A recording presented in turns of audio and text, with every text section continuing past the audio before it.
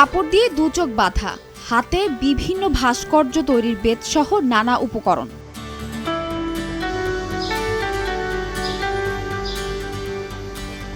চোখ বাঁধা অবস্থায় সেগুলো দিয়ে দ্রুত তৈরি করছেন চোখ ধাঁধানো ভাস্কর্য, বুনছেন নান্দনিক ডিজাইনের ঝুড়ি।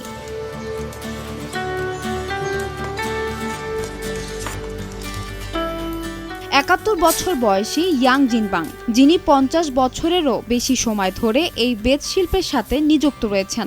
এই দীর্ঘ সময়ে তিনি লাখ লাখ বেতের পণ্য তৈরি করেছেন।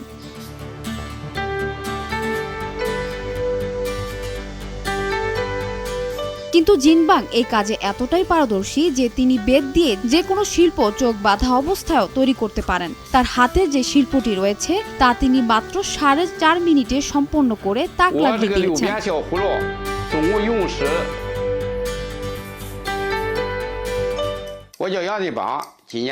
চোখ বেঁধে বেত শিল্প বানানো আমার এক অনন্য অভিজ্ঞতা। এটি করতে পেরে আমি খুবই আনন্দিত। আমার জানা মতে এই মুহূর্তে দেশে আমি একমাত্র এই কাজটি করতে পারি। এই শিল্পের সাথে আমি 50 বছর যাবৎ জড়িত।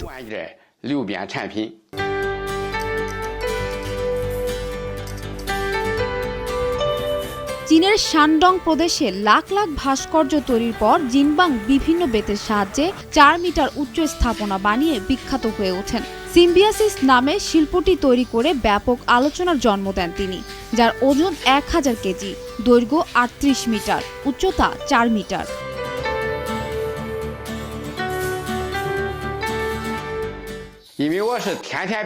আমার বয়স 70 বছরের বেশি। আমার উদ্দেশ্য এই শিল্পকে বাঁচিয়ে রাখা এবং নতুন প্রজন্ম এই কাজ শিখুক, এটা আমি চাই। জাতীয়ভাবে এই শিল্পকে রক্ষা করে আরো অনেক দূর এগিয়ে নিয়ে যেতে চাই।